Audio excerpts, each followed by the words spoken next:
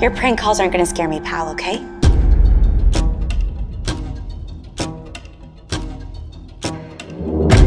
Something's been bothering me, and it always has since my grandma told me.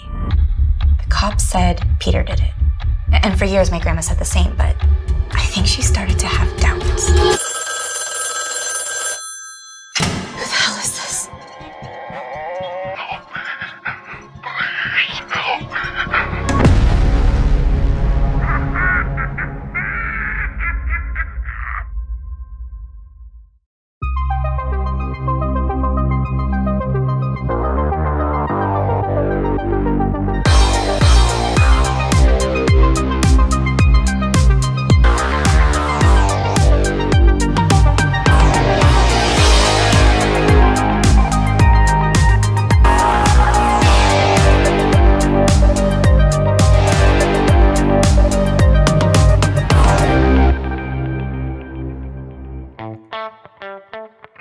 Hey, what's going on, everybody? Apollo Balboa 1985 says cheap plug. Yeah, because it's my fucking movie, dude. It's my channel, my movie. If I'm not going to promote it, who the hell will? Cheap plug. Your name's a cheap plug. I'm just busting your balls, buddy. I'm just busting your balls. Calm down. Welcome to episode 191 of McRae Live. What's going on, everybody? The date today is Tuesday, July the 20th, 2021, 11:05 a.m. Eastern Standard Time. Eastern Standard Time. I went live just a little earlier today because I have some voiceover commitments this afternoon that need to get started in and around the time that my show would be normally on. So I decided to go earlier, live a little earlier today. And what are we talking about? Well, Halloween! Halloween Kills has some new images that dropped. Total Film Magazine, of course, was it yesterday or the day before, released their latest new issue. It would be going to, the digital version would be going to subscribers already, I believe, and then the physical copy will be on newsstands. Newsstands. Such a classic thing to say. Will be out where magazines are sold at your local, bookstore. Newsstands this Friday, I believe. I believe that is I think that's how it goes. I think that's how it goes. And I think that's what's happening. If you see me looking over here, it's because I have another screen over there. So yeah, they released some new images, and of course there's the, new interviews and articles and all that kind of shit. And it's cool stuff. So but this is what it never fails. It never, ever, ever fails. And I understand the why. I get why some people do it. But it's like, yeah, but that's not how it's supposed to be. You can make anything look ass when you, for those of you that have been following me for quite some time know that, whenever there's a new image released of Michael Myers, there's always somebody out there that takes it, throws it into Photoshop or your photo manipulation program of choice, and brightens the image up. You see, it looks like shit. Or they'll be like, you see, because they want to get a better look at it. It's too dark. They did that with the Halloween 2018 poster. And I called it. I said, when that poster, and sure enough, it happened. And people were sharing it all day. I don't like the mask. Look, you can see his eyes. You can see his fucking eyes in the mask. Well, yeah, because you brightened it to 150. What the hell are you doing? That's not how you're supposed to see it. Most movies are going to look like shit if you brighten it up beyond what it's supposed to be. Okay? So here's what I'm talking about. So let me go over to the other screen here, all right? This is not a lie. This is not an exaggeration. This is not a lie. I just find this hilarious. I just think it's funny. So let's go over to the other screen. You're going to see the article that we're going to talk about in a second, but I want to bring up, okay, so we've all seen, oh boy, where is it now? Well, we've all seen we've all seen, hang on a sec. We've all seen this image, right? We've all seen that image. That's the cover. Like, okay, it's fine. And you can see it fine. You can see it. It's bright enough. You're probably not going to see it this bright when we actually watch the movie, okay? It clearly was to give you an idea of what the mask looks like, how it's gonna look, the details, okay, cool, it's fine. You're not gonna, it's not like it's a screen grab from the film, it's a promotional image, all right, cool. And then there's, that one's kind of cool there too. But I thought there was another one. There was another one. There is another one. But anyway, okay. This is what was sent to me. A guy sends this to me. And listen, I'm gonna leave you nameless because I don't want people hounding you. But dude, we've talked already. But it's like, this is what he sends me. He sends me this, okay? He sends me this. All right. He sends me this. Okay. He sends me this.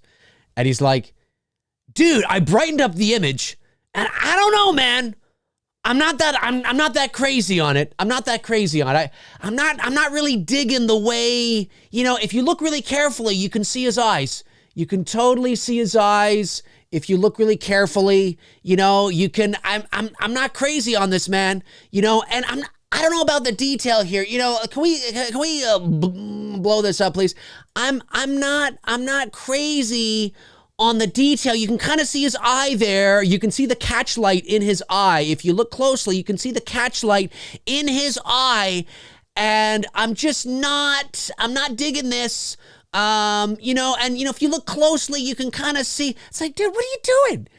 Of course it looks like shit. That's like me. That's like me doing this, okay? That's like me doing this. Okay, so here's Freddy Krueger. Okay? What do we got here? We got Freddy Krueger. All right, that's okay. That's cool. That's cool, right? Okay, that's kind of neat there, and that's the original intent. That's how it's going to be seen in, that's kind of cool. And wow, okay, fascinating. Yeah, it's kind of cool. And then somebody says, yeah, but you know what? I can't really see what he looks like. I can't really see. Hang on a sec. Let me brighten it up a little bit. There we go. That's much better. You see, it looks like shit. It looks like dog shit. This is ass. Look, you can fucking see all the fucking things in there and the makeup and stuff. This looks like ass. This is shit. And that's the image that gets like sent around on social media. And people are like, you see, I'm not really digging it, man.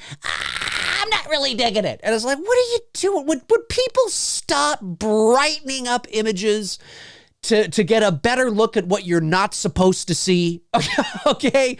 Yeah, you know what I mean? I think, I remember the Halloween 18 poster. They brightened it up so much. You could see James Jude Courtney's. And listen, I know some people like to brighten things up to look at details and, but it's like, Stop doing that. You're ruining the magic. All right? Yeah, but I need to see it. It doesn't look like.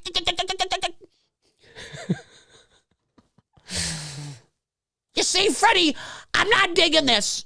I really don't get this Freddy shit here. This is just garbage. Yeah, that's right, because it's supposed to look like this. Yeah, but I can't see anything. I can't see him. I want to see him. You're not supposed to see. Yeah, but. This is fine. I need to see if I can see his eyes. But you can't see his eyes. Yeah, but I want to see if I can. Yeah, but you can't. That's the idea. No, but I want to. I want to see if I can. Okay. All right. Anyway, now that my rant about that is done, let's talk about this.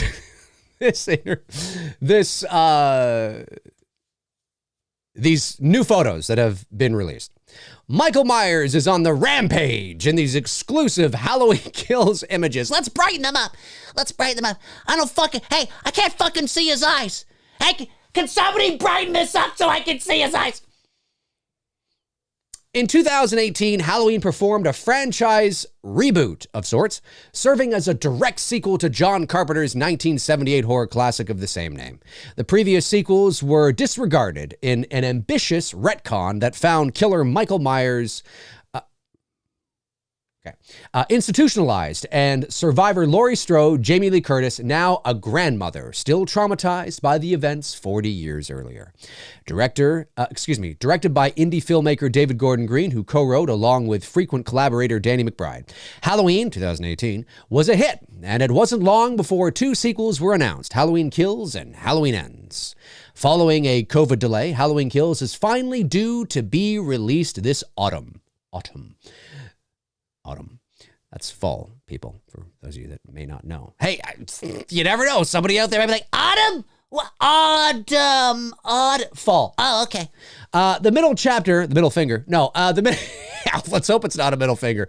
The middle chapter in this new trilogy, Kills, picks up immediately after the finale of the first film, with Laurie, daughter Karen, Judy Greer, and granddaughter Allison, Andy Matichak, fleeing the house where, spoiler, they have left masked killer Michael to burn in the basement, or so they hope. Halloween Kills is on the cover of the new issue of Total Film magazine, which features new interviews with all of the key players in the slasher sequel.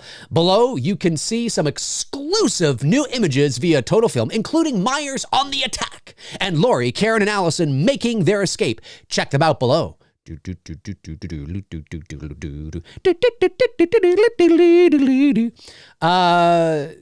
looks like it could be a screen grab from the actual film itself. This looks like a promotional image for me. To me, this looks like this was I don't think you're actually going to, it's just because of the lens it's being used. This doesn't, and the lighting, it looks like a promotional image, which is great. There's nothing wrong with it, but this looks like it could be a screen grab. This looks like a promotional image. Very cool. Nothing we haven't seen before or whatever, but nonetheless. And Judy Greer's in her Christmas sweater. She's in her Christmas sweater. What is this? It's me, Billy. Hey, there's another shameless plug. Cheap plug, please. This is also, I think, a promotional image as well, just because it seems very staged. So this is now, again, we know this takes place in the movie. We know this scene takes place in the movie, but this looks very much like a promotional. You know, the on-set photographer was like, "All right, let's get this photo." But it's a cool image. So if I was a betting man, I would guess that this is a screen grab and these two are just promo shots taken by a photographer on set. And they're cool. You know what? I think whether I like, because you guys know my thoughts on Halloween 18, whether I end up liking Halloween Kills more or not. And I do know some things about Halloween Kills. I've talked to a few people that have seen it. And they don't divulge too much to me because of NDAs. But you know, they've hinted at certain things, and it sounds like I'm gonna like certain things. Like I said, it's because the cat's out of the bag. I sort of get the vibe, and I know kind of what I have a feeling I'm going to enjoy this movie for what it is. That doesn't mean that all of a sudden Dave thinks Michael should be Jason Voorhees, man. No, I'm not saying that. I'm just saying that ship has kind of sailed. Like, we kind of know what this is going to be, and I can enjoy it for what it is. I take it at face value, and that's why I think I'll probably enjoy this. I'll enjoy this journey. I'll enjoy this ride more than I think I did the 18 film. But that being said, regardless of whether I do or not, the one thing I have to give kudos again is to this mask and to the design of the mask. It is so, I think we've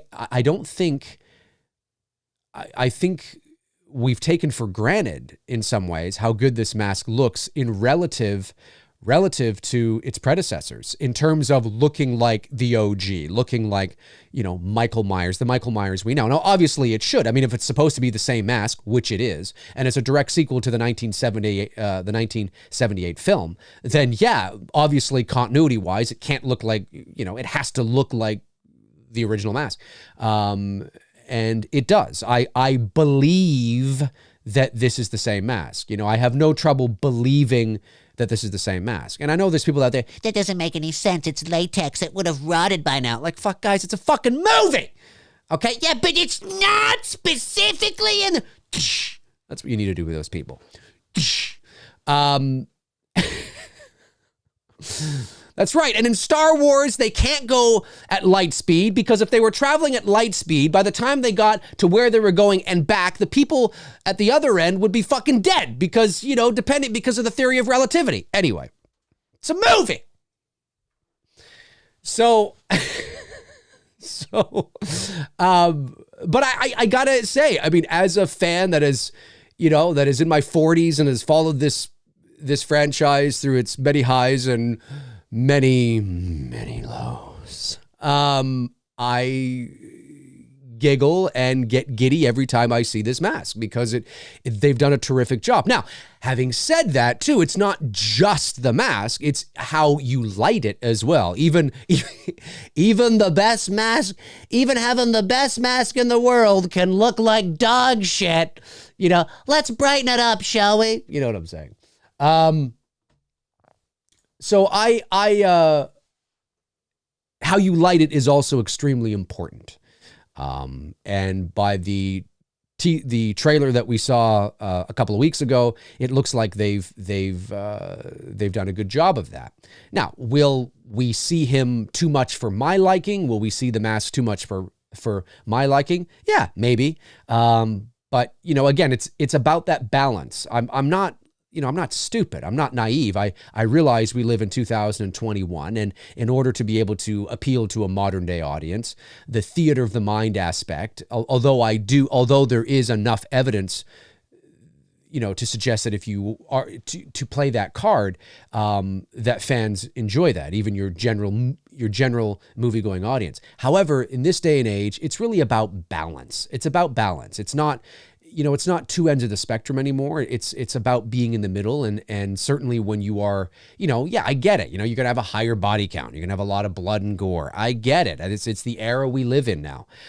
But I'm very curious to see how they balance that out, and if they do, because the reason why is because I'm curious on the feeling. I'm curious on the overall feeling of the character and the movie, because we know that Jason Voorhees is more of that brute force, guy, and Michael is not. So what happens when you make Michael more like that, which clearly they've done, but do you balance it? Do you try to balance it with stalking and lurking and suspense? And I'm going to be very curious to see how that feels. Do you know what I mean? Because is it going to feel strange? Is it going to feel out of place? Is it going to feel like you're overcompensating or you're trying to make up for the fact? Or is it actually going to be something new and fresh and a nice sort of evolution of the DNA of the character that sort of kind of checks a few boxes and satisfies everybody to the best that you can, because it's about that balance. That's what I'm curious in seeing. Is that I know we're going to get lots of blood, guts, and gore and kills. I know that. I mean, I'm not, expect that, folks. Expect that. This trailer that you saw a couple of weeks ago should not be any surprise to you. It wasn't a surprise to me. It should not be any surprise to you whatsoever. For Halloween purists like myself, who really like preserving the integrity of the ambiguity and the DNA of the character, it really now is about balance. How are they going to handle this? Is it just going to be, and just a barf bag of wild, crazy nonsense? Or is it going to be that and some stalking, some lurking, some there, not there, emerging from the darkness, nuance, right? You know what I mean? Are we going to have some nuance? Because that's part of his character too. That's part of his DNA as well. So that's probably, to be honest with you, that's the most. And again, I know some things about the movie that you guys may not. I haven't seen it, but I do know a few people that have, and so I know a few things that you may not know. So I'm not under any unrealistic expectations, but that's what I'm curious about. is this balance that I think should be there. You know, I mean, listen, it's 2000. I get it. I get it. I understand it. But it's balance, right?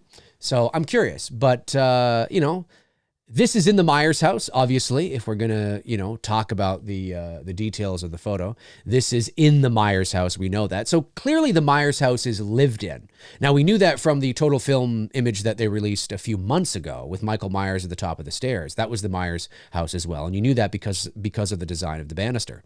So it's fascinating. You know, they've, instead of having the Myers house abandoned all these years, they've clearly have it lived in, and lived in by who I don't know, but it's lived in.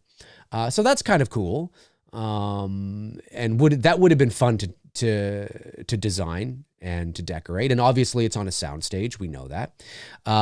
So that's curious. Who lives there? I know it's not, I mean,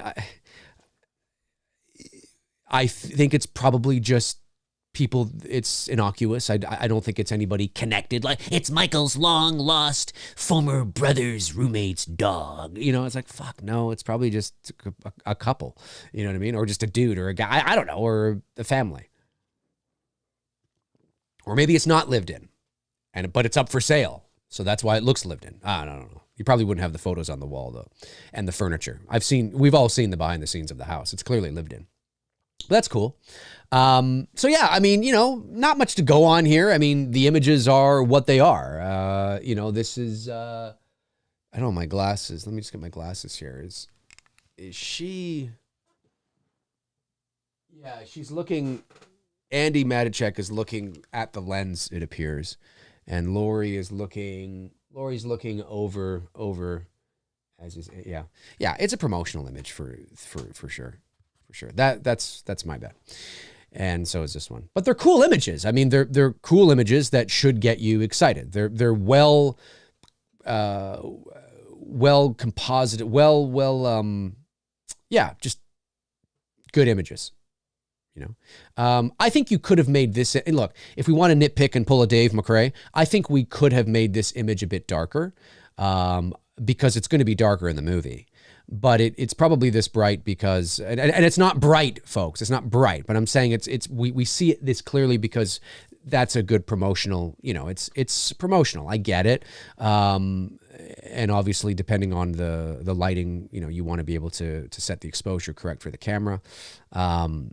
But I think you could have probably darkened this a bit, even in post.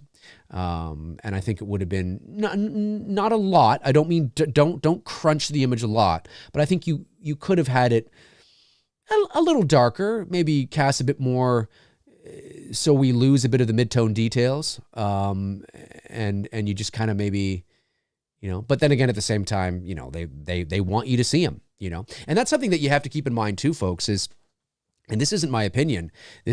I've been told this by people who work in these positions, you know, that it may upset you, but these are deliberate creative choices because it sells. You know, they don't want to not show Michael. They want to show him. You know, that's why you see it, or you see trailers that look like they're spoiling everything is because, you know, it's deliberate. They you know, have to show it because it sells, and the statistics show that it works. It gets people in the seats. So, you know, artistically, aesthetically, I wouldn't have shown Myers as clearly as they did in this image, but for a promotional image that's a multi-million-dollar film that has the potential to make, you know, hundreds of millions of dollars worldwide, yeah, you bet your ass they're going to show it, and they don't give a fuck what you think. They don't. They really don't. I mean, I hate to say it, but they don't, you know, generally speaking. It's not that fans can't have as an impact here or there, but I'm telling you, the people that run these studios and they don't care. And it's because they can't. They can't make decisions based on what fans want. They have to make decisions based on the hired hands and the creative people that are involved. The problem at the studio level lies when you get the bureaucratic, when you get the studio, you know, when you get people that are not artists, that are not filmmakers, making creative decisions, and that's sort of where the conundrum can lie. But I mean, it is what it is. Hey, if you're watching after the fact, or comment below and let me know your thoughts. What do you think? What do you think of the new images? That's an image there. Brighten it up so we can see his face. I want to see his face. I want to see his eyes. I want to see his eyes, man. Can we see his eyes? No, you can't. Yeah, but I want to see his eyes. Yeah, but you're not supposed to see his eyes. Yeah, but his eyes are there. Well, of course his eyes are there. You're just not supposed to see it. Let's go over to the chat room and see what you guys are saying. Let's see here. I know a very generous super chat came in from Jacob 26 Film Guy. Sends in $100. Jacob, that's incredibly generous of you. Thank you so much. You certainly did not have to do that. Jacob says, "Hey Dave, the new images look so cool. Just wanted to say that I loved your McRae Live 190 on time travel movies, and I recently watched the film Somewhere in Time, and I loved it so much I bought it on Blu-ray, and to me, it is Christopher Reeve's best performance. Do you agree?" Well, I mean, I'm so glad that you watched that film, and I'm so glad that you liked the episode on time travel and talking about time travel movies. And the thing that I love about that I really liked about that episode was, most of the time, and it's understandable. I mean, it's designed that way, but most of the time we are, inundated with populist films, films that are going to appeal to the general movie-going audience, right?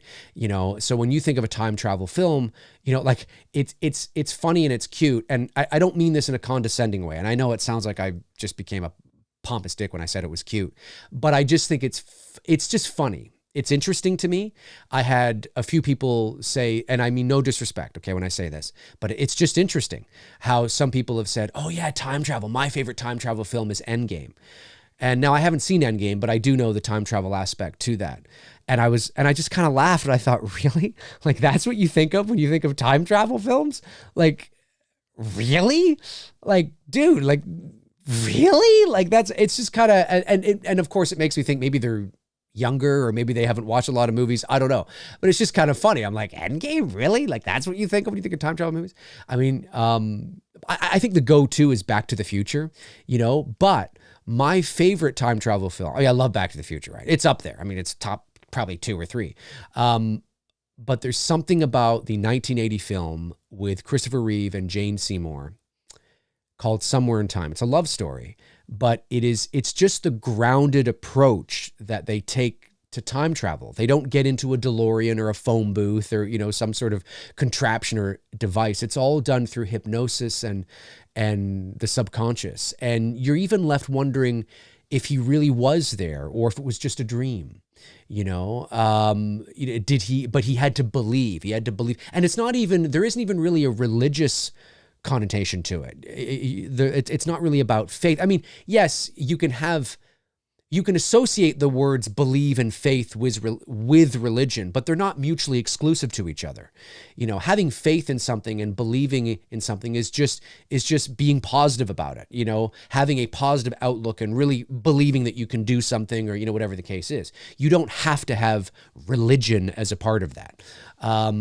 So I really like that aspect, just the whole idea of how he got there and the love story between them and it pulls on the heartstrings and the score is so good.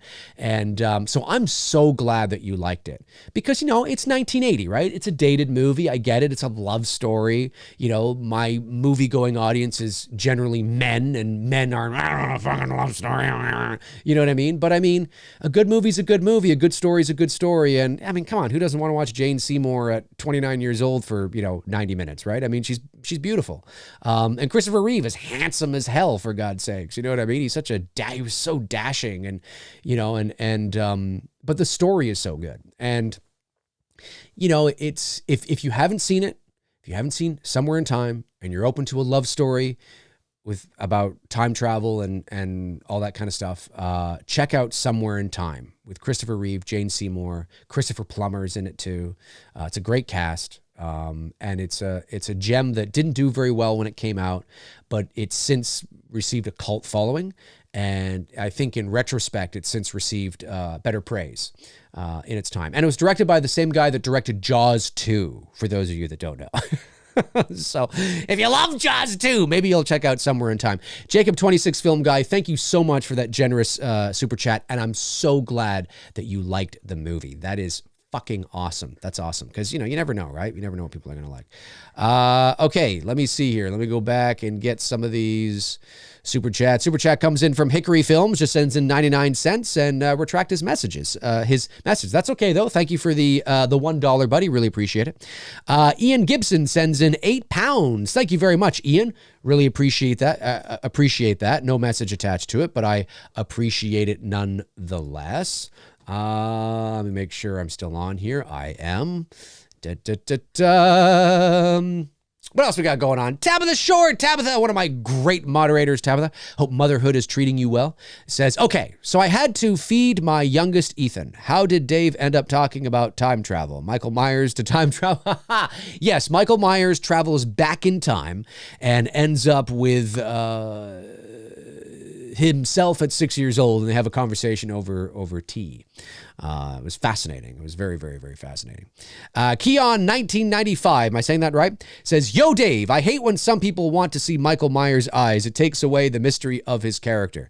I agree. I totally agree. And, to each their own, obviously. But yes, I do agree with that. The thing that always just gets me is the brightening up of photos. It's like, why are you brightening it up? Yeah, but I want to see it. You're not supposed to but I want to see it. Yeah, but then you're going to overanalyze and you're going to take the magic out of it and you're going to you see it's shit. Like, no, it's not. It's shit because you made it shit. You made it shit. It's not shit, but you made it shit. Stop brightening. I don't understand this. But there are people that do it. People who do it because they want to get all the see it from this and kind of do this and look at it. Oh, fucking look at that. See that? You see that right there? It's like this. It's like, fuck, what are you doing, guys? Stop. Anna M. Pops. Anna M. Pops. I haven't seen you in a while. It's great to see you here. Sends in €5.49. 5.49 euros. I had a nightmare that I walked out of H Kills and hated it. That's my subconscious mind telling me to lower my expectations. I think that's probably true. I think maybe that is your subconscious saying, Anna, you might want to just, relax a little bit. You know what I mean? That's funny. I did. I called you Hickory Films. It's Hicks Films. My apologies. I don't have my glasses on. I should put my glasses on. Hicks Films. But Hickory, Hicks Films. Hickory Films kind of sounds pretty cool too. At least I didn't call you Bill Cosby Films. I mean, that could have been button pops. Good old Bill Cosby, ladies and gentlemen.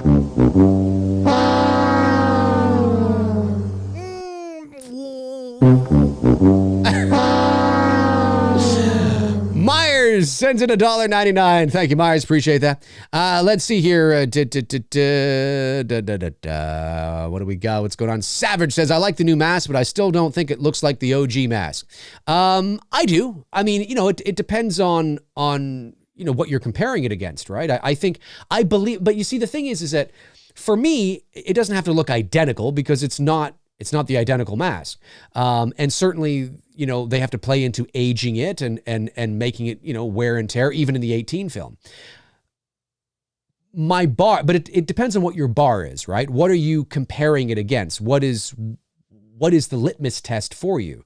For me, it comes down to comparing it, do I believe that this is the same mask? Do I believe that it could be the same mask 40 years later? It's like when I watched the movie Solo, right? Clearly it's not Harrison Ford at 20 years old. Clearly that's not him. But do I believe that this could be him? Do I believe that this could be Han Solo at 25 years old, right? Do I believe it?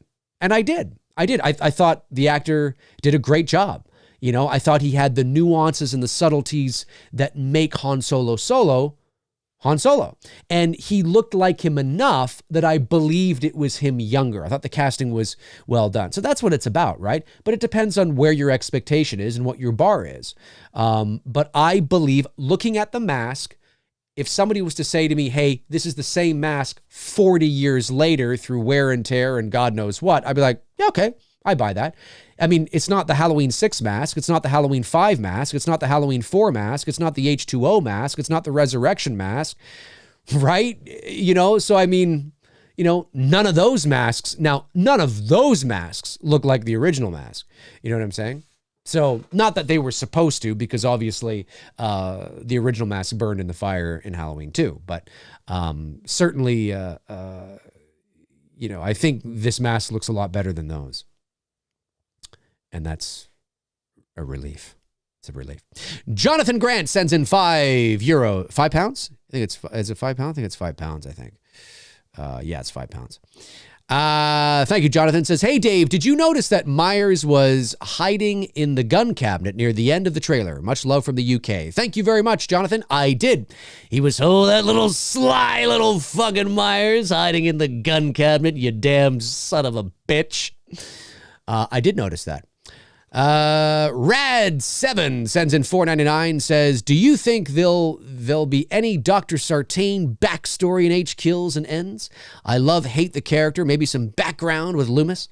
Do I think there's going to be this subplot or this major realization with Dr. Sartain? No. I can almost guarantee you that. Could there be dialogue that mentions him that just gives you context over like a small detail of something? Maybe. But the Dr. Sartain plays no major part in this film. Not that I remember in terms of what I've read and what certain people have told me. Not that I recall. So I'm going to say no. And you know, look, I had a like-hate relationship with the character too. I actually liked the character. I just think I didn't agree with the creative choice with what they did with his character. But in terms of, I thought there was some untapped potential there. Untapped potential, ladies and gentlemen. Amstel54 says, Dave McRae, the man, the myth, the legend. Well, you said it, not me. I would never call myself a legend. That's not stuff. I'm not LeBron James. I don't bestow a title on myself. That was for LeBron.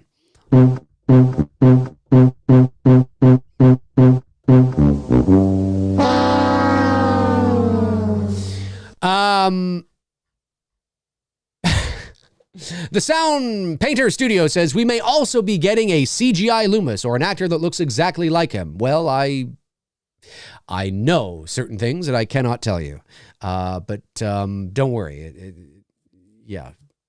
Don't worry about it. What do we got? Looking back. Want to see if I didn't miss anything. It's nice to see some new faces in here, of course. Of course, whenever I talk Halloween, the views go up. We only care about when you talk Halloween, Dave. We don't give a fuck about anything else. We don't care, man. We don't fucking care, McRae. We don't care. Talk Halloween every day, all day. Yeah. What do we got? Ian Gibson sends in £10. Thank you, Ian. Says, Dave, do you think there will be a pacing problem with Kills? It's the middle of a trilogy, so no real beginning or end, and this will be relentless, or maybe flashbacks will help slow it down. Well, there is a flashback in this film, and it does slow the pace down. But in terms of pace, no, I don't think there's going to be a pacing issue. I mean, it's the middle chapter. Look, and this is no spoiler, this has been out there for quite some time. And I believe, not to toot my own horn or anything, but I think I was one of the first, if not the first, to mention it. I got wind of it like 2 years ago, and I mentioned it. It said all three of these movies take place in one night. And some people have speculated that means that, there may be a pacing issue because, well, that doesn't make any sense. How are you going to do all these three? Fuck. I'm pretty sure Halloween 18 ended at like 11. And then, Kills has got to go to at least like 4, and then it's like, it's a movie. It's a movie. They can, depending on how it's structured and the pacing of the film and having a flashback, that's a major component of it. What time it is because, and folks, like I've said many times, I think we have to realize and we have to accept that, Halloween can take place in the early hours of November 1st. Just because it's technically the next morning, it's still Halloween night for all intents and purposes. I'm pretty sure most of the carnage in Halloween 2 from 1981 took place after midnight. You know what I mean? And then, of course, it ends at dawn and when the sun is rising and Laurie's being wheeled out to the ambulance. But it's not like when it hit midnight, Michael Myers was like, oh, okay, I guess I have to kind of stop and we'll just, I guess we got to wait till dawn now. You know what I mean? Like it's the same night. And I think that's what we have to accept and realize it's happening. So if Halloween 18 happens between, 8 and 10:30, and then Halloween Kills happens between 10:30 and 1 a.m. and then or 2 a.m. and then Halloween Ends can happen between 2 a.m. and 7 a.m. That's how it's probably going to go if they were going to pay any attention to that, or at least acknowledge the actual time in the film. So, in terms of all three movies taking place in one night, I don't think there's going to be a pacing issue. I could be wrong. It's more of a wait and see. I'll have to wait and see. But I don't think there's going to be a pacing issue in this regard. So, I don't think so. I don't think so. I do not think so. But thank you, Ian, for the super chat. Really appreciate that. Super chat comes in from Mando Viking. Sends in $4.99 and says, your work on It's Me, Billy was incredible. Are you thinking of a part 2 or sequel? Well, thank you, Mando, for saying that. I really appreciate that. We worked very hard on It's Me, Billy. For those of you that don't know, It's Me, Billy is the Black Christmas fan film that I did with my buddy Bruce. It's on my channel now. It is all professionally shot, and it's a legit film, short film, 42 minutes long, and it's an unofficial sequel to the original Black Christmas from 1974. We'd appreciate the love if you want to check it out, and if you're a big fan of the original Black Christmas, then hopefully you'll enjoy this. Well, to not get into spoilers, but we did. It's out there now. I've talked about it. We did end the film on quite the cliffhanger, and that was intentional. Obviously, we would love to bookend the story. We're not Lucasfilm. We're not making it up as we go along. We do have ideas and where we want to go. Lucasfilm. Just kidding. Maybe not. But anyway, yeah, we would love to bookend it. We would love to do that, and we know where we want to go. The reason why we didn't just do it all at once is because obviously, when you are making a professional film, it costs a lot of money, and we can produce studio quality, as I've said, but because we don't have studio backing and we have to rely on Indiegogo campaigns or, grants or, other means of raising a production budget that can allow us to produce studio quality, we have to take these things in stages, or we wouldn't have asked for 60,000, and we would have had to have asked for like 150,000. The more you ask for, the probability goes down that you're going to achieve that.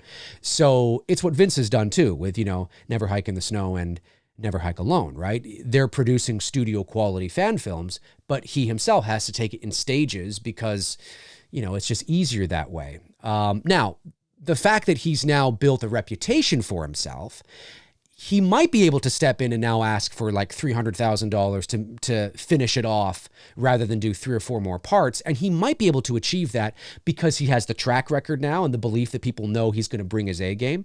So it's possible that Bruce and I may be able to ask for more now because people see the quality of what we're doing. But it's always a tricky slope, right? It's always about balance and whatnot. But we're so thankful that the reception has been largely positive and people have really enjoyed what we brought. And don't think you know it all. Let's just say that. Don't think you know it all or where it's going. But I don't understand. How could she be in the basement? How could she be this? Don't think you know it all yet, folks. Don't think you know it all yet. We would love to be able to bookend it. And I know Victoria would love to come back and bookend it as well as Brian, who played Billy, and Caro, who played Mrs. Crane, and I know they would be eager to come back too, and hopefully we'll get a chance to do it. So the more people that watch it, the more people that talk about it, the more that it gets out there, the more of a chance that will be. Because we we're already talking about it. We're in preliminary sort of talks. We're already talking about it. Thank you very much, Mando Viking. Really appreciate that. Let's see here. Jason Hudson sends in $4.99, says, Dave, do you know if all 3 Halloween films will be taking place the same night? I just answered that a couple of minutes ago. Yes. As far as I know, all 3 films are taking place in the same night. And I got wind of that like 2 years ago. Like, I think I got wind of that, might have been shortly before. No, it would have been shortly after the announcement of that they're making 2 sequels.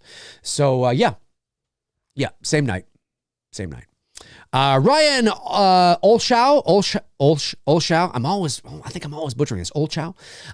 Dave, hey Dave, do you believe one of the fan theories that suggests that Loomis was the real villain of Halloween instead of Michael because he kept him locked up for 15 years and whatnot? No, of course not. I never buy into fan theories because they're just fan theories. They're just people, they're think pieces that go back and reanalyze a film and look at it from a different perspective. It can be fun, and it can be fun to do that, but there's no weight to it. I mean, it wasn't written that way. You know, John Carpenter would say, well, no, that's not what's happening at all. He's a psychiatrist and he's trying to put him away. Well, why not? Well, because I didn't write it that way. You know, it would be like somebody saying, do you think that, you know, Sam in It's Me, Billy is really the villain? And, she, you know, because they find some angle to spin it that way. And I'd be like, no, she's not. Yeah, but why? She could be. Well, no, she's not because I didn't write it that way. You know, she's clearly not, right? I think what happens is some people will... They're fun to speculate on and they're fun to talk about, but there's no credibility to them in a serious way. Like if you were to talk to John Carpenter, he would somehow go, how did you know that? Geez, yeah, that's kind of what I was doing, but I was hoping that nobody would notice. And, you know, Jesus, you're smart. You picked up on that? That's what I was doing the whole time. The whole time Loomis was the fucking villain. Oh my God. And you picked, that's not, no, he wouldn't say that at all. He'd go, what the fuck are you talking about? Do you know what I mean? But I think what happens is that people tend to reanalyze older films or films and they see some things that are interesting, especially in movies where a large sort of the gasoline that drives the story in the film is ambiguous. So there's room to speculate. There's room to think about things and fill in blanks and create stuff, right? There's room to do that, right? In films that are largely ambiguous, and that, you know, that fill in certain gaps, but leave you to fill in other gaps, right? So then people go, well, I think Loomis is the villain then, because if you look at this, and if you look at this, and if you look at this, and if you look at that, and if you look at this, and look at this, that kind of adds up. And you could be like, yeah, I guess it kind of does, but no, that's not what's going on there, clearly. So fan theories in that respect are always fun. You know, was he really after Annie the whole time? Was he really just, you know, was Loomis the villain? Was Jamie Lloyd really not the niece and she was an you know, like you could like, you know, they're fun, sure, but there's no credibility to them. They're just shit that's made up for the sake of just think piece articles on Screen Rant or wherever they post that shit. I don't mean that as a slight to them. I just mean, you know, you see those things all over the place. So no.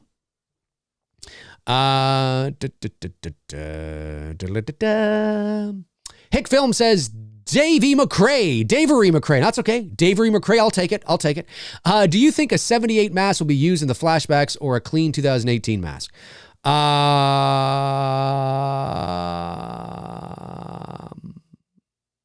know this. I think it's a clean 18 mask. I don't think it's a clean 18 mask. I don't think so. But I could be wrong on that. Will Michael says, really excited to hear the kill score, but I know I'll have to wait till after seeing the movie to listen. Track listing for H18 gave a little much away with the Shape Burns track. That's true. But did it? He didn't really burn now, did he? No, I agree though. But people can't help themselves. If there's one thing I've learned about doing this YouTube channel is that people just can't. I'm never watching that again. Yes, you are. Yeah, I know. I know I will. I'm not fucking going to watch that movie. Yeah, you will. Yeah, I know I will. I'm not buying that on Blu-ray. But you digitally downloaded it. Yeah, I did. I did. People, it's just funny. Oh, for a minute there, I thought somebody else had sent in another $100. I was like, holy shit. But it's just the same super chat from earlier still lingering at the top of my screen. Almost gave me a heart attack. I was like, guys, you don't calm down. Save your money. Bill Bauer says, why wouldn't the town have the Myers house burnt down? Well, why would they? In some ways. Because you have to remember that everything after the original Halloween doesn't exist. It doesn't exist, right? And nothing horrific happened in that house other than one murder. Michael didn't murder. If any house you think would be demolished or burned down would be the Wallace house. I mean, 3 murders happened there, and a chase scene and a stabbing and I don't think that would be burned down either. But I get what you're trying to say, though, right? Like, it's not unprecedented for when horrible crimes happen in a house or whatever. They sometimes tear it down. But remember that what's so fascinating, and I think what's hard for fans to wrap their minds around, and I completely understand this, actually. I do understand this. It's hard for fans because even though fans know that anything after Halloween 1978 does not exist, because Michael Myers is such a pop culture icon, when you watch Michael in Halloween 18, when you're going to watch him in Halloween Kills, when you're about to watch him in Halloween Ends, you don't realize this consciously, but subconsciously you're watching a character and for you has all those memories, right? Like you have all the memories of Halloween 2 and 4 and 5 and 6 and 7 and 8 and Rob Zombie's 1 and 2. And like you have all those memories when you're watching this character. So you are, subconsciously bestowing all that nostalgia onto the moment when you're watching him. But when you think about the story that's being told, nothing exists. No mythology, no lore, no history whatsoever exists beyond 1978. Excuse me, beyond Halloween, the original Halloween, 1978. The massacre that happened in Halloween 2 with, Dr. Mixter and Janet and the nurses and Jimmy and never happened. Never happened. Ever. There was never a massacre at the hospital. Nope. Jamie Lloyd, and Halloween 5. Nope, never happened. There is no such thing. Never happened. Never happened. There is no Jamie Lloyd. Never happened. Right? So all that doesn't exist. So when you look at, when somebody would look at the Myers house, they wouldn't, I'm thinking about this in a real world kind of thing, right? If the town looks at the Myers house, they don't see all that history that fans see because it doesn't exist. They just see, girl lost her life in that place and a guy fucking went apeshit. You know what I mean? And so it's not like it has the weight of the history of Myers attached to it. The weight of massacre after massacre after massacre after massacre. Yeah, this house is the house that the fucking Kara Strode lived in. This is the house where Jamie Lloyd was sitting in, Judith Myers' bedroom and she got attacked in the laundry chute and Dr. Loomis beat him down with a 2x4 and set a trap with these chains that fell on top of Michael Myers. That's the set. No, it's not. No, it's not. That house doesn't exist. It wasn't the same house, but in the movie, right? It was supposed to be the same house. That never happened. So all the events that took place in the Myers house, all the events that took place in Haddonfield dealing with Michael Myers does not exist other than Halloween 1978. So when you think of it and that sometimes fans forget that. Not like consciously forget it, but I mean because Michael's such a cultural icon, he has that baggage attached to him just when you look at him, but when you look at it realistically, or from a real world perspective, there's only one murder that ever took place in that house. There's only three murders that you know what I mean? So I could totally believe that they wouldn't tear it down. I mean, the state that the house was in, I don't necessarily believe that it could have survived 40 years without being renovated, without being fixed up. You know what I mean? Like if the house was still abandoned, I might be like, and it looked identical to how it looked in 1978, I might be like, we might need to crap this up a little bit. Like this can't look identical. You know, we have to be able to believe that it's the same house, but we got to show some wear and tear through 40 years, especially when you live in the Midwest and you get snow and you get rain, right? Even though the real house is in Pasadena in California, and maybe a house could sit like that for 40 years and barely decay any further. Because I think California only gets like 9 days out of the year where it rains. Like, truthfully, I think it's something ridiculous like that, at least Southern SoCal. You know, so maybe it's more believable. But when you're in the Midwest and you got 40 years of snowfall, if it wasn't fixed up, I would have been like, hey, we need to see like the roof caving in a bit and, you know, the stairs, like holes in the stairs and you know what I mean? Like we would have had to have done that to make it more believable. Maybe some of the roof missing, you know, that would have been cool actually. And that would have been an evolution. That would have been cool because that would have been, oh, am I still on here? I am still on. Okay. Just want to make sure I'm still on. That would have been cool because that would have been an evolution of the aesthetic of the house, right? Because the Myers house is like a character in the movie. So that would have been an interesting progression for that character. That would have been a very interesting progression for that character, you know? But nonetheless. So no, I don't think so. I don't think so. It says I'm still on, but it says that if you notice any buffering, my apologies. Hopefully the software here will work itself out. But if you notice any buffering, that's why. I might not be able to go the full 90 minutes today, folks, because like I said, I had to have the show earlier today because of some voiceover work I need to do. So if I do have to jump off earlier before the 90 minutes, it's not personal. It's not personal.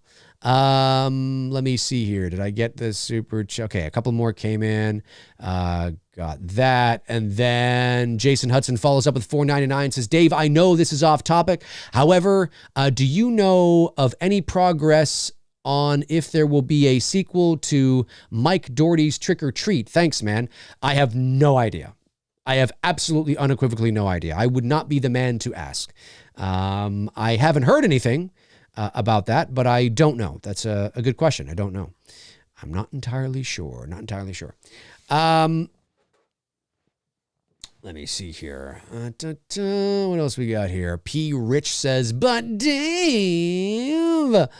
Larry XRP says, you're good. I'm assuming you're talking to somebody else there. Tom Ungurian says, it's been raining too damn much here in Detroit. A lot of flooding going on. Hey, dude, well, I mean, you're in Detroit. You're like 5 hours down the road from me. I'm in Toronto.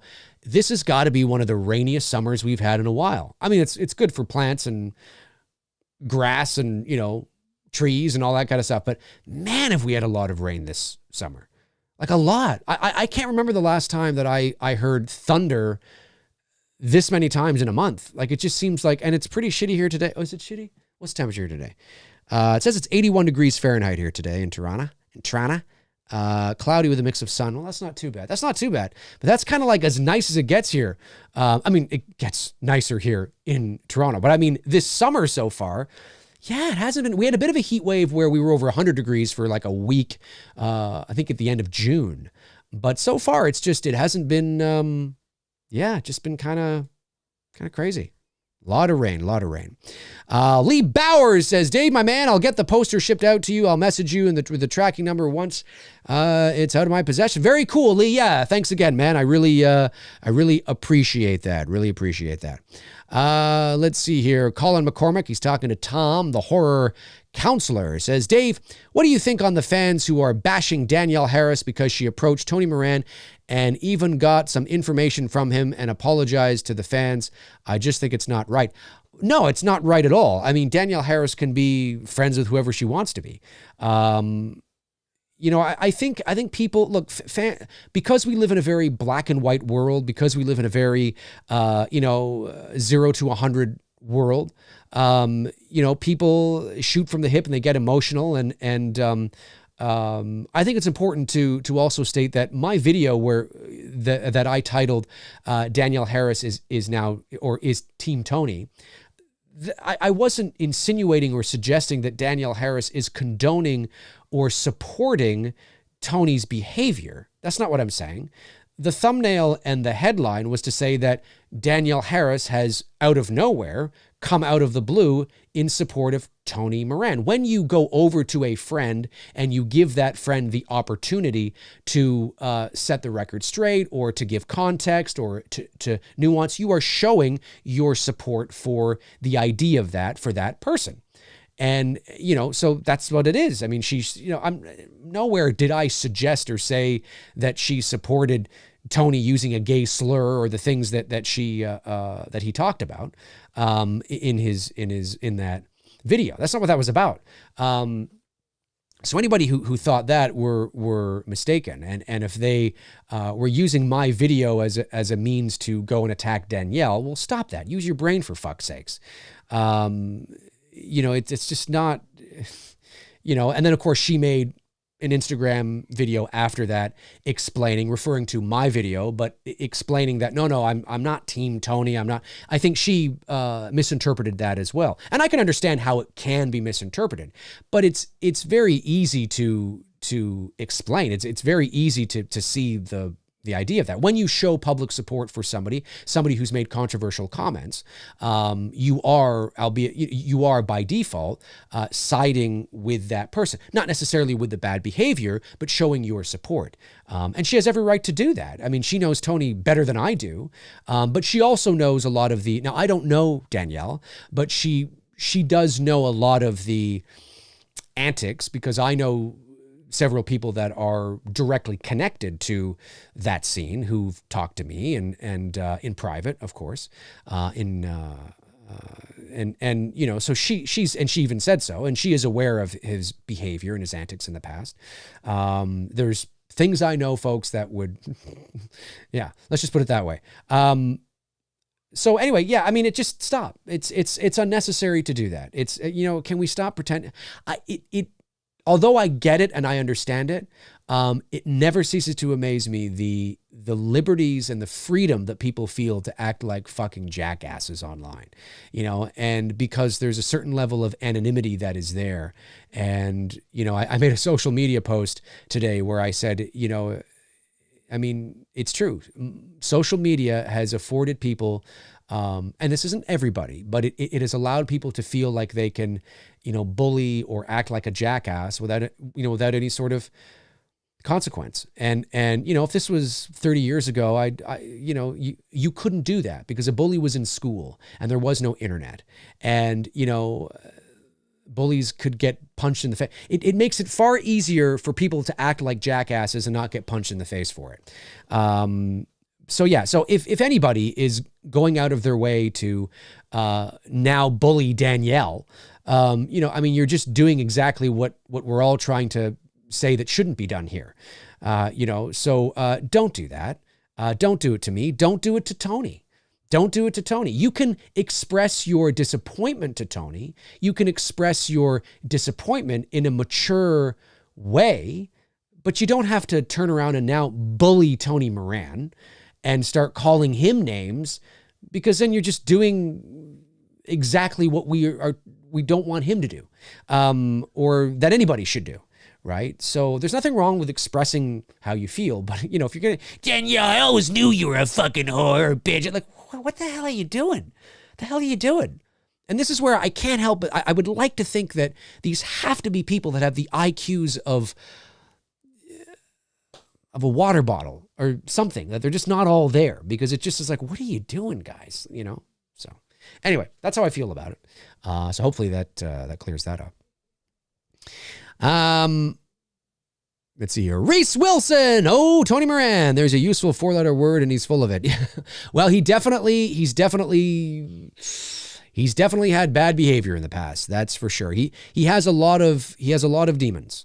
For sure. And that's not an excuse. That's not an excuse, but he has a lot of demons. And Danielle did do an interview with him, 20 minutes. I talked about it on my channel last night, and I give credit where credit is due, and kudos to her for doing that. There's follow-up questions that I wish she would have asked. But at the end of the day, you know, it is what it is. But like I said in that video, Tony's antics and behavior go beyond Tyler Mane or Deborah Hill, John Carpenter, and Jamie Lee Curtis. Now, apologizing, you know, to Tyler Mane and to Jamie Lee Curtis, Deborah Hill, and John Carpenter, that's going to appease fans. That's going to appease the average fans that just doesn't know anything beyond that. But I know, and I'm sure Danielle probably knows, there are certain people that Tony needs to apologize to that go beyond that. And whether he will or not, whether he'll reach out to those people or not, I don't know. But the video that Danielle did with him should be and probably is a fan-pleasing video. It will please and satisfy most fans, I would imagine. Scared Straight Productions. I love that name. Hey, Dave, I just wanted to let you know I got myself into ADR and sound design. Very cool. It's really fun, but a lot of work. Indeed it is. Thanks for a new way to appreciate a film. No problem, man. No problem at all. I think that's awesome. That's so cool. You know what? It's so cool when somebody reaches out to me and says, hey, you know, I got into doing this because of you, or I started my YouTube channel because of you, or I'm doing this or whatever. You know, I really appreciate that, because I never started, you know, like I guess I kind of am now, but a YouTuber. But that's not my job, right? I mean, I work in the entertainment industry. I'm a full-time professional voice actor and filmmaker now, I guess, now that I have a real movie that I can put on my resume. That's what I do, right? So YouTube is, you know, it's just a hobby, and it still is. But it's always cool when people reach out and say that I've inspired them to start YouTube or to, you know, whatever. It's kind of like, really? Me? Me? I did that? I mean, geez, oh, okay. But I still think it's cool. And I sincerely mean this. I really appreciate, you know, when somebody says that, to have that effect, or even when they say that, you know, you helped me through some tough times, or, you know, I lost my mom or dad, or, you know, I'm going through a divorce or whatever. And, you know, because if people don't reach out, obviously I have no wind of my effect in that way. And I know I'm not the only person that receives that. I know, you know, other channels in the space receive that too. And I don't want to speak for them, but I think I can speak on their behalf, you know, when I say that that's pretty cool and that means a lot. So that's really cool, man. You know, you're discovering a whole new area of film. It's going to make you, well, you know, like you said, it's going to make you appreciate film that much more. I mean, 60 to 70% of a movie is sound design, is all sound. Having the best camera, you know, shooting on the Arri Alexa or the Red, or, you know, that can be amazing. And knowing how to color grade and color time and color correct and all that's all great, and edit's all great. But if you don't have great sound, if you don't have believable sound, if you don't have professional sound mixing and design, doesn't matter. You know what I mean? Sound is huge in a movie. Huge. Sound is huge. It's huge. Okay? It's huge. It's the biggest, the best. I'm telling you right now. That's the way it is. It's the way it is. That's awesome, man. Thank you for reaching out. I appreciate that. Let's see here. What else we got? Mike Real, am I saying that right? Says, you're admirable. You're admirable dude, Dave. Love tuning in and just listening to your takes on things. I appreciate that, Mike. Thank you. You know, I mean, you know, like I've always said, I mean, I'm a very theatrical person. I'm an actor. I'm a performer. That's who I am. To the average person that doesn't know me or who I am or my job, you know, you've likely heard my voice over the years, but would not seen my face. So, because when you're a voice actor, there's a certain level of anonymity that comes with that, right? You're always behind the mic. So when I put my face out there, there are some people that I know I can come across as just like I'm like this arrogant dude or something, like this guy who's loud and obnoxious, whatever. But I'm a theatrical person, right? I'm a very theatrical, you know, energetic, you know, person. I come from that kind of a family, you know, and it's helped me in my career as an actor. So, you know, I take that those qualities and bring them to the channel, fucking, yeah, what's going on? All that kind of stuff, right? Because it's fun. I enjoy doing it. So if people find it entertaining and they get it and get what I'm doing, and then that's great. That's great. I remember when I first started to do that. But Dave, what are you doing? I remember when I first began to do that, like 4 years ago. You should have seen the messages I got and some of the comments, because people, I was new onto the scene on YouTube, and people thought I was like legitimately like making fun, like totally like mocking, but in a real serious way. And I was like, no, I'm having fun. So I had to like over explain it and who I am and all that kind of stuff. And I'm just busting everybody's ball. And let's not forget, I'm a big fan too. Listen, there's a lot of things. Oh, my light just went out. Means it's time to end the fucking show, man. I got to get a new light. It's not holding a charge, so it'll go for like, an hour and a bit, and then it conks out. But there's many times where, but Dave could be poking fun at myself. Let's not forget, I'm a Halloween nerd. I'm a movie nerd. So that there's many times I've been in my life too over things. So, I'm poking fun at myself too, folks. Let's not forget that. But yeah, no, it's taken a while, I think, for people to get it. He's just, he's fucking around. He's performing. I'm putting on a show. I do a show, and this is what I am. You know what I mean? It doesn't mean that I'm being disingenuous, and I'm not really that person. I'm not a really happy-go-lucky person. But don't take it seriously. Don't take it too seriously, as they say. Take life seriously. Don't take it too seriously. Take Dave seriously, but don't take him too seriously. That's what I'll say to that. Okay, I got to get these super chats, and then I do have to... Oh, Troy Grubb, my man! Troy Grubb. I think I've got... Yes, okay. Just want to make sure I didn't miss any going back, although I'm sure I'd be notified. Troy Grubb sends in 499, says, I know this is off topic. What you like to see done with Godzilla character... Now that Godzilla vs. Kong is done, love the show, buddy. Well, I'm just worried. I'm worried, Troy, about how the series is going to get. It's becoming too hokey to me now, and I don't know. I'll be honest with you. As much as I hate to say this, although I love a Godzilla movie, I don't know if they should go forward, because Gareth Edwards' Godzilla was serious. It was a serious take. It was a little hokey. Godzilla King of the Monsters was a little more hokey, although I love that movie. Godzilla vs. Kong is even hokier and with even more one-dimensional characters, with even more outlandish. I'm just like, no, so where are we going to go beyond that?